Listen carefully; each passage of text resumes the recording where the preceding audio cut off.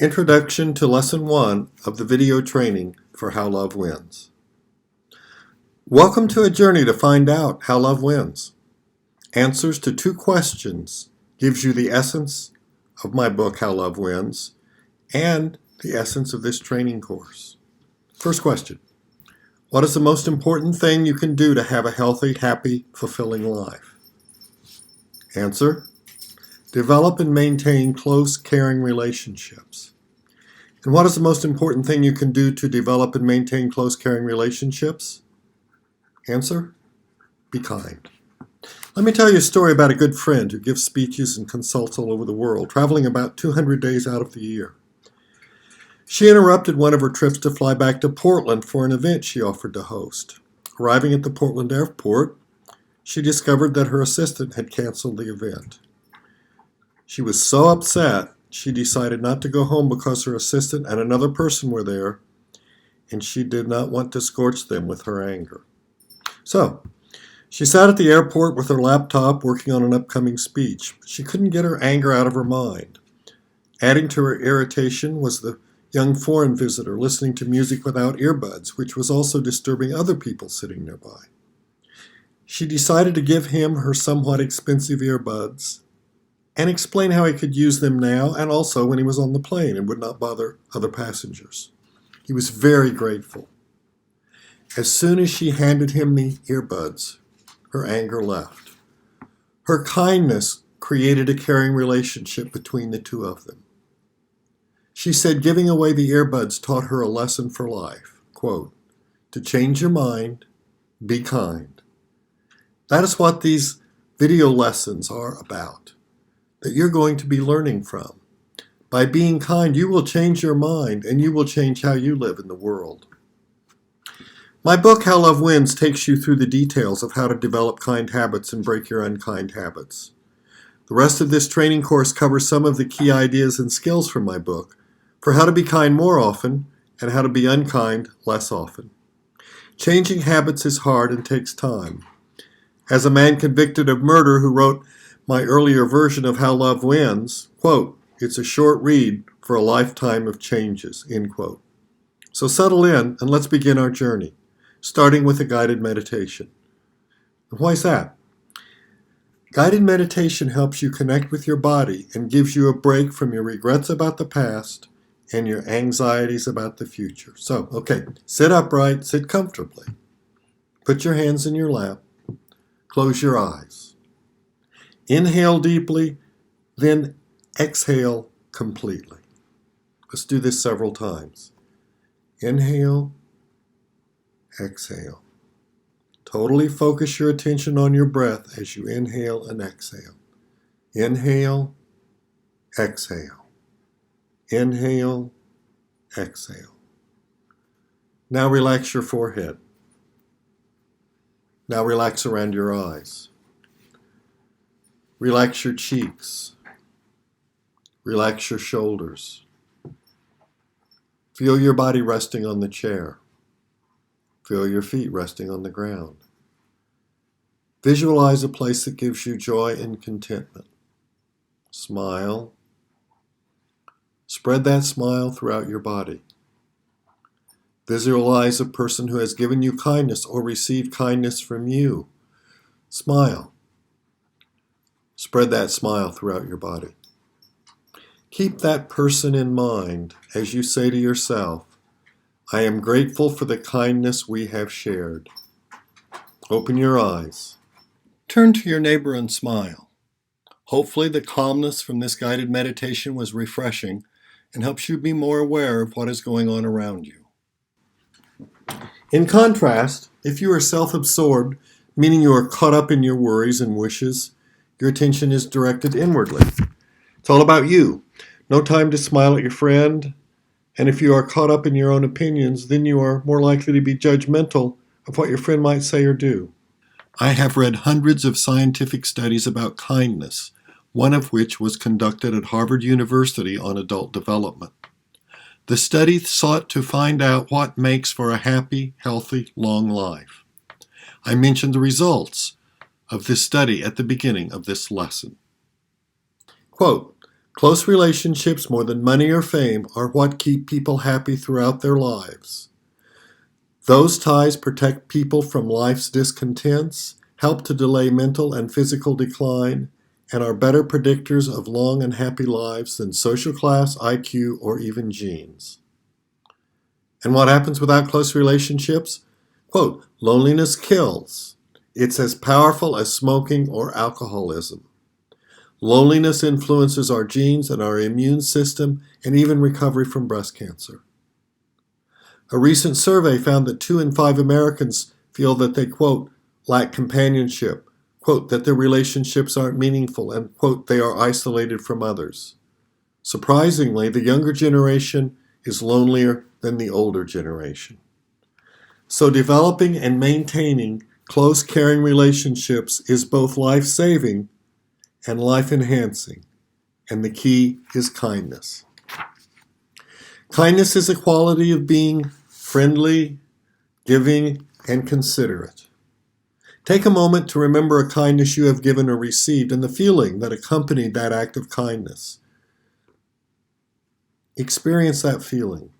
Remember that act of kindness. How did it feel? That positive feeling comes from feel-good chemicals called neurotransmitters.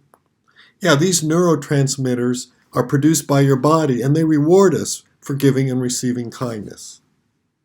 I treat kind habits as including these closely related habits.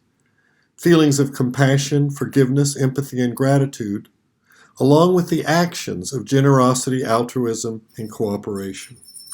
Properly incorporating kind habits, not just occasional acts of kindness, but habits, will bring about better loving relationships and a healthier, longer, and happier life. In a famous study, Professor John Gottman and his research team at the University of Washington interviewed and observed 130 newlywed couples over a weekend as they carried out everyday tasks such as cooking, cleaning, listening to music, and talking to each other. Gottman was able to accurately predict in 4 out of 5 couples whether the marriage would last 6 years or not. Now, how was he able to make this powerful prediction based on a single weekend? How could he look 6 years into the future? It was kindness. That's how he could tell who would stay together and who wouldn't. Gottman's findings about the importance of kindness and the damage of unkindness to the stability and satisfaction of a marriage has been replicated with straight and gay couples, couples with and without children, rich and poor, and even violent and nonviolent individuals. So, what does kindness look like in Gottman's research findings? In its simplest form, one partner initiates a connection and the other partner responds with kindness. That can mean feedback in the form of asking to hear more, agreement, making an encouraging comment, or offering interesting, relevant information. So, okay, here's an example. If one partner comments during a conversation about an interesting passage in a book, the other partner might ask to hear more about the book or ask to hear the passage read aloud. Here are other examples. Sharing joy. For example, when the partner accomplishing something, you take time to genuinely discuss how wonderful the accomplishment is. Giving the partner the benefit of the doubt. So, for example, if your partner is late, do not interpret it as a lack of caring or respect for you. Being extra considerate when your partner is having a hard time. For example, when your partner is discouraged and overwhelmed, you can offer to carry out some of your partner's chores, some of their responsibilities. And a final example, be gentle in conflict. Avoid criticism or blame and instead focus on your own needs. Gottman said, quote, for the hundreds of thousands of couples getting married each June, and for the millions of couples currently together, married or not, the lesson from the research is clear. If you want to have a stable, healthy relationship, exercise kindness early and often, end quote. The couples who were still together after 6 years responded to each other with kindness almost 90% of the time. The ratio of negativity to positivity was about 1 to 5. So for every negative interaction, there were 5 positive interactions. Now, in contrast, here's what happened with the failed marriages. The ratio was 1 to 0.8. Basically, that means for every negative interaction, there was not even quite one positive interaction. Now, note that being kind does not mean couples will never disagree or argue. The key is to be positive while arguing. Here are some ways to be kind during conflict. Instead of blaming by saying you never help around the house, focus on what you need with I statements. For example, the house needs cleaning and I would really appreciate some help. Avoid statements of you never or you always. Remain positive in conflict by listening to your partner, friend, relative, colleague. Don't criticize. Don't become defensive. Don't shut down. Don't act superior. Handle conflict with mutual respect, humor, interest, openness, and acknowledging your partner's ideas and feelings. Nonverbal communication also plays a part in kindness. For example, one study investigated the effects of well-established couples holding hands when one partner was in pain. Researchers found that the pain decreased when the partners held hands. Because kindness is so central to long-lasting, loving relationships, it should not come as a surprise that kindness is primary in finding a spouse or long-term partner. In the book Love Factually, author Dewana Welch lays out in clear detail how a person can systematically and successfully search out and vet a loving partner. What are the non-negotiables? She wrote, quote, "If I had to summarize over 60 years of excellent relationship research in just one sentence, that sentence would be, quote, if you can find and be with someone kind and respectful, your relationship will probably work, and if you can't, it won't." The kind habits critical in finding a suitable partner and then in loving that partner and having a long, fulfilling relationship that habit of kindness enriches all of our relationships with a friend, a child, a parent, or a coworker. We should not find it as a surprise that kindness is central to all religions. It's in some form of the golden rule: do unto others as you would have them do unto you. For many people, the motivation to be kind comes from their religious beliefs. For Christians, it can be seen as a way to glorify God, as explained in the very practical book by Cadence Cameron Bure, and her book is titled Kind is the New Classy, The Power of Living Graciously. For Buddhists, kindness is central to the Bodhisattva vow. Sharon Salzberg has written several books about kindness from a Buddhist perspective. Judaism have chesed, a Hebrew word for kindness or love between people, of piety of people towards God, as well as of love or mercy of God towards humanity. In Islam, kindness also plays a central role. Quote, "What actions are most excellent? To gladden the heart of human beings, to feed the hungry, to help the afflicted, to lighten the sorrow of the sorrowful, and to remove the sufferings of the injured." End quote. So, let me take a minute here to introduce myself. I'm Doug Carnine, Professor Emeritus at the University of Oregon. During my 35-year career, I taught about, conducted research on, and advocated for improving the math, science, literature, and history teaching received by vulnerable children, the poor, handicapped, English language learners, and at-risk children of color. After retirement, I shifted the focus of my instruction to teaching about the benefits of mindful kindness to adults, both those who are privileged, like myself, and those who are vulnerable, like the co-authors of my other book, Saint Badass, Personal Transcendence in Tucker Maxwell. 3 of my co-authors of Saint Badass, men convicted of murder, were sexually, physically, and verbally abused as children. They grew up as abusers themselves, and they will spend the rest of their lives in prison. Yet, they transformed themselves through the practice of mindful kindness. Although the changes mindful kindness brought to my murderous co-authors are dramatic, many privileged individuals working through How Love Wins experience life-changing changes as well.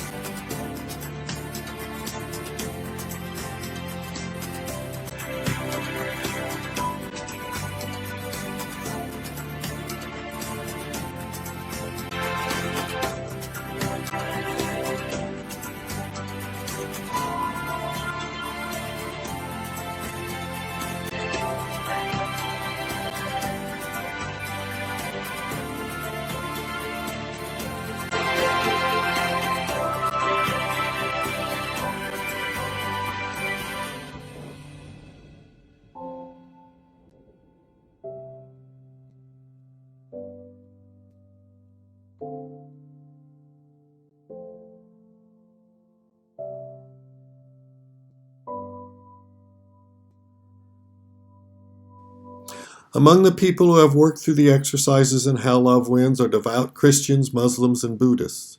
Many other readers do not have any religious affiliation. Fortunately, no particular belief is needed to benefit from How Love Wins. What matters is working through the exercises, which are designed to help the reader be more kind and more mindful. As various readers have noted, quote, "The exercises are not just helpful, but they are critical." Open your handout to Lesson 1, Introduction to the Video Training Course for How Love Wins. This is our first exercise.